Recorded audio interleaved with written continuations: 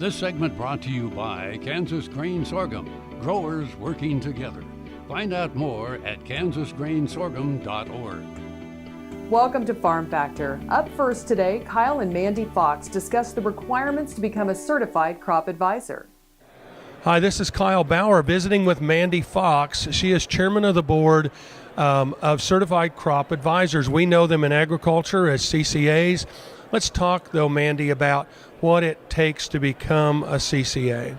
All right, so the requirements for being a CCA in the state of Kansas are that you sit for the state of Kansas exam as well as the international exam for certified crop advisors. You have to pass those exams, and then beyond that, you have to pair that with 2 years of practical experience in the agronomic or biological sciences fields.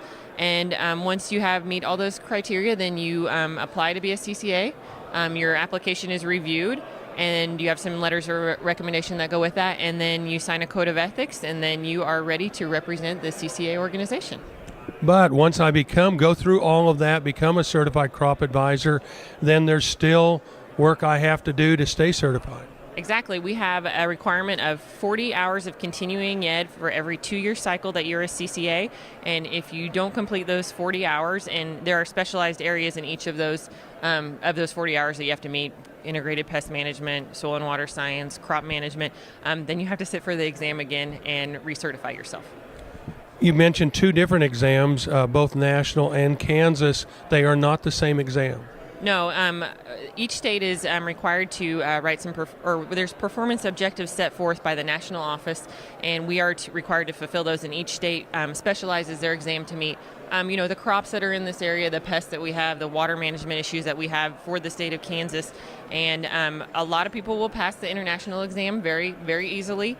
It's more general. The state of Kansas is very specific, and we do have a difficult exam because we have a very high level of expectations for our CCAs. And so we do typically have around a 40% pass rate of that exam, and we offer the exam twice a year in February and in August most of the time.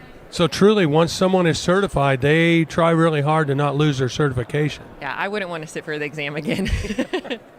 It does. It takes a lot of studying on their part. And let's face it, once they're in the industry, they're going to be possibly in a specific commodity, but they're required to know all the things that you as a board have decided they need to know. Yes, and there are areas that I don't work in very often, but I still have to sit for those specialized areas and make sure I get my required continuing ed so that we stay current on those things.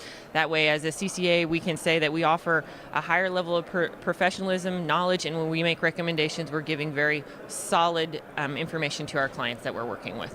There's a national organization and a state organization. Can you give me approximate Kansas numbers that are certified crop advisors?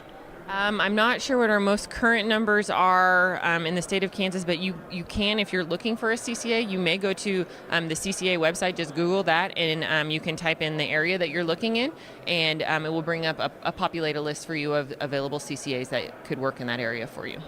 We're visiting with Mandy Fox. She is the chairman of the board of the Certified Crop Consultants or Advisors in Kansas. This is Kyle Bauer reporting. Back to you, Jamie. Thanks, Kyle. Folks, come back after these messages for this week's Kansas Soybean Update.